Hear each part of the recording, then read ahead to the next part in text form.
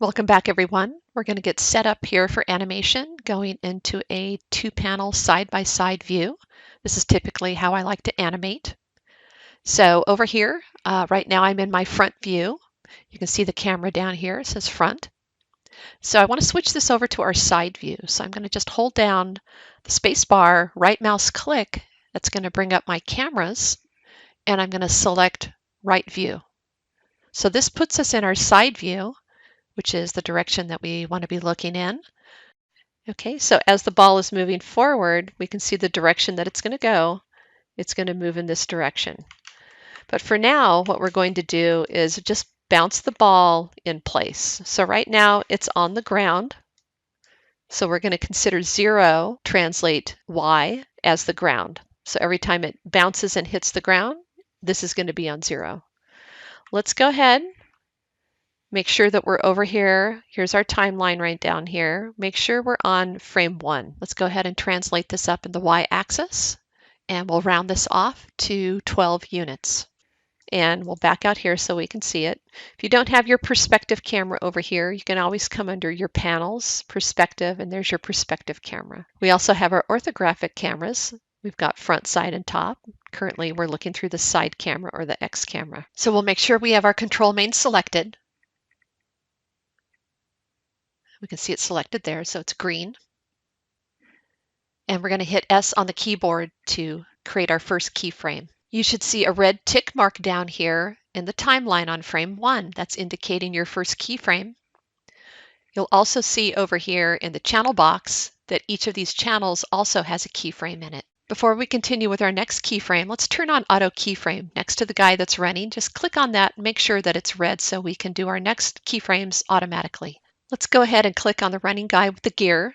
This will bring up our shortcut to our preferences for animation. It defaults on the time slider. So let's start with our time slider. We want to make sure that it's not playing every frame, but that it's going to play back in real time, which is 24 frames per second by 1. Let's go ahead and select active. So the active view will play back in real time. And then I'm going to make my tick mark size 4 times larger than normal, just so it appears a little bit larger here for the screen. You can do that if you want. And we are set up at 24 frames per second. Let's go ahead and save that and close. All right, so we've got that all set up. We've got our first keyframe down on frame 1. Let's come down the timeline to frame 14. Okay, we're going to lower the ball down. So we're going to select that, W on the keyboard, and we can bring it down here like this, but we really want to make sure that we're exactly on 0. So just go ahead and put 0 and then hit enter. And you can see that that one now turned red, so we've got a keyframe on that channel, the translate Y. That's happened with our auto keyframe. Let's understand how we're laying down our keyframes on the timeline. With the forces of momentum and gravity at play, we're going to see a reduction in the timing of the ball on each of the keyframes as well as the height of the ball. This indicates that the ball is being affected by those forces, and we're seeing them decelerate over time based on the weight of the ball that we're trying to achieve. Okay, so we'll come down to frame 26 and we'll bring this up to 11. Okay, so we're reducing the height and we're also reducing the distance between our keyframes, the timing of them. Okay, so it automatically put a keyframe there. We can see that. Let's go ahead and continue this. So we've got our first bounce there. Let's come down to frame 38. We'll bring it back to 0. So I'm just going to come right over here and hit 0. It's going to put a keyframe. And then I'm going to start moving a little bit quicker here. So I'm going to go to frame 48.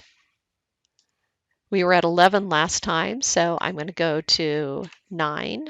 Actually, we'll bring it to 8. Okay, so it's still bouncing quite a bit. This is a light ball, so we'll expect it to be a little bit more bouncy. Okay, I'm on frame 57. We're going to go back to 0 here. Moving down the timeline, we're going to reduce down again. We're going to come to frame 65. We're going to move the ball up.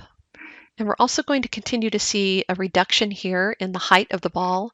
So let's go ahead and bring this down It put a keyframe in there for us. I'm going to move down the timeline again. 0, enter. Reducing down again on the timeline, as well as the height. We're going to place another keyframe at 5 units. And then again at 0. So again, we're going to reduce down and then raise the ball up here. We'll go ahead and round this off to 3. Move down the timeline again and set that to 0, hitting enter so it records it. Up again to 1 here, and then again back down to 0. And that actually re-recorded it. So let's make sure we move on the timeline first before moving the object. Okay, and then at 106 is where it's going to end at 0. Okay, so now that we have our keyframes down, let's go ahead and play this so we can see what's happening. Okay, so it doesn't look very realistic right now. So this has to do with the curve types and the timing and spacing. So this is our timing down here on our timeline, but our spacing isn't correct because our curves are not set up correctly. So we've got our graph editor down here with our curves in it. Let's go ahead and just hit F on that. That should frame up on all the curves in there that we just put down. So we can see that we've got this kind of wave happening right here where it starts up high, hits the ground.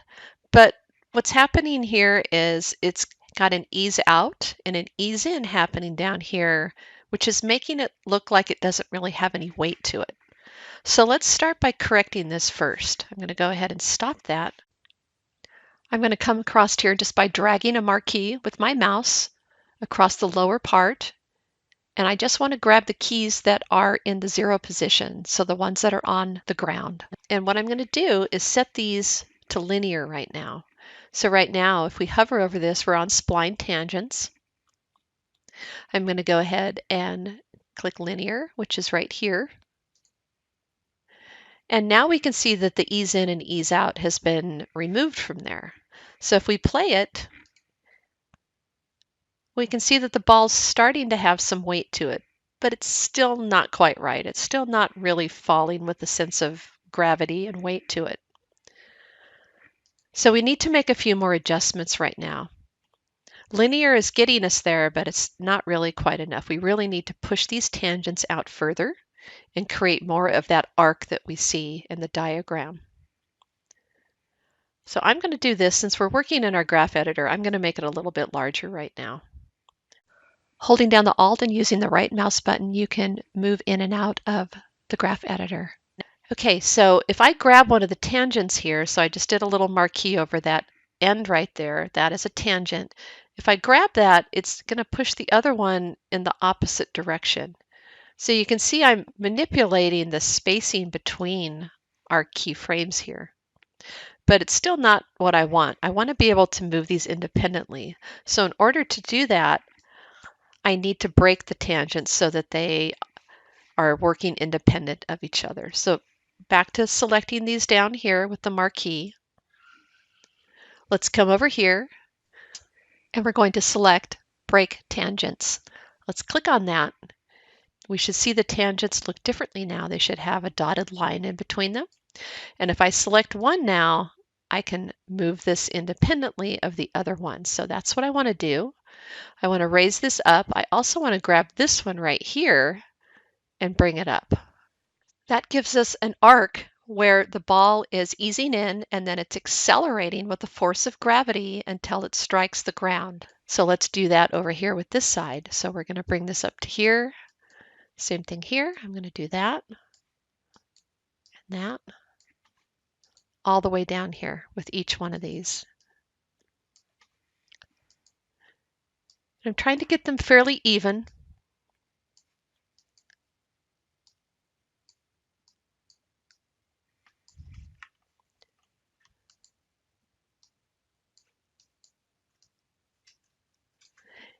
And I think this one probably can shorten up a little bit. We'll get to that in a minute.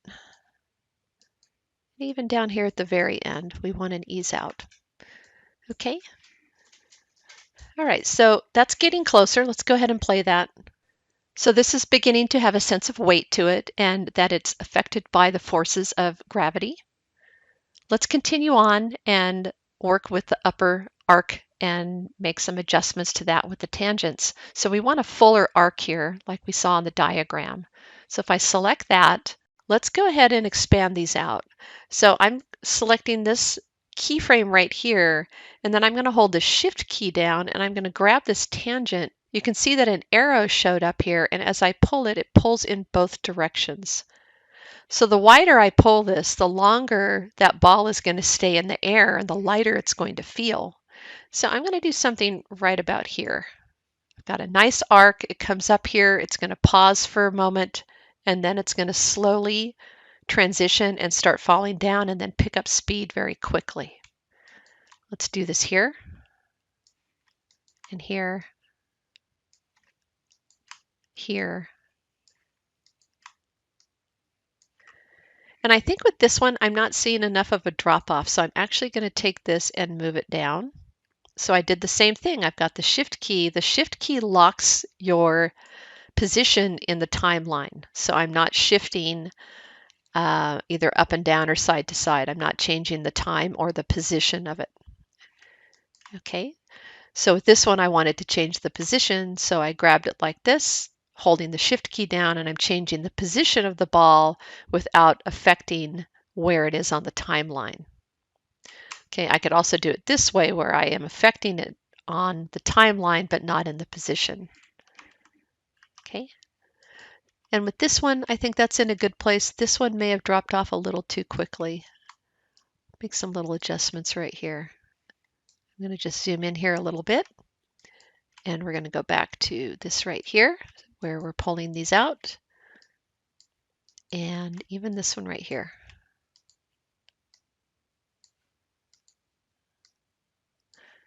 Okay, so let's go ahead and play this now and see what it looks like.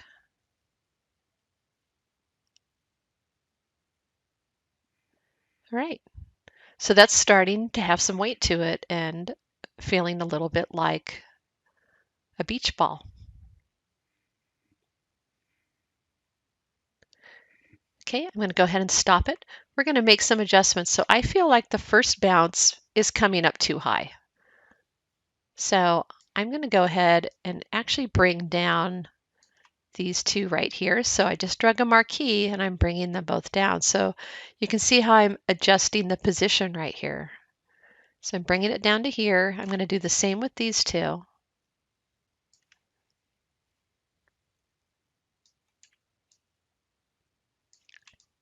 And these as well. Okay, so I'm just fine tuning the curve here. With this one, I'm going to pull it out a little further.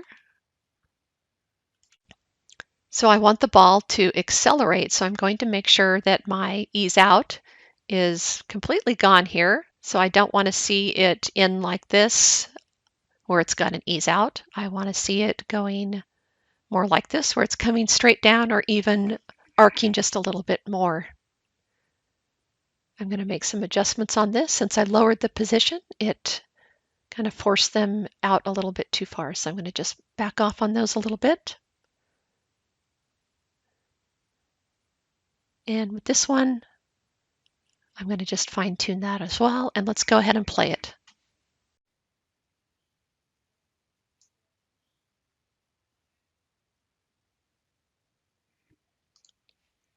All right, so I feel like it could even have like another bounce over here. So I'm going to add another bounce. So we've got this one here, and I'm seeing a little bit of an ease out. So I'm going to correct that. I'm going to raise this one up a little higher. I'm going to take the ease out of that curve right there. Same thing here and here as well. I'm going to come down to frame 106, which is where we left off. And I'm going to go 2 frames down. And I'm just checking to see where this one's at. So I can check where this one's at by selecting that keyframe, and I can look over here at this channel. So it's telling me the frame number right here, These are the stats, and then I'm at 0.859. Okay, so I'm going to go down to frame 108, and I think some of these can shorten up a little bit too.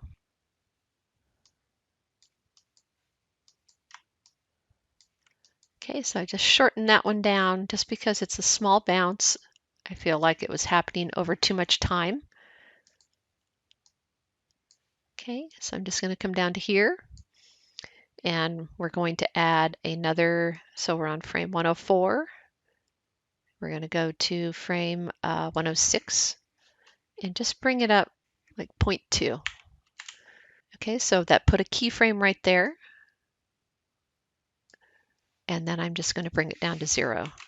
Okay, so that added another keyframe. This might be a little too low. Bring that down. We'll bring this in a little bit and maybe just bring that to here. Widening this, the tangents up here. And right here, I'm going to make sure this is up. And this tangent we need to break still. So I'm going to break that tangent. I'm actually going to flatten it at first. I'm going to flatten it and then I'm going to bring this one up. All right, so let's try that. Let's go ahead and just hit, I'm going to deselect and hit F so it frames up on all of them. And we'll play that.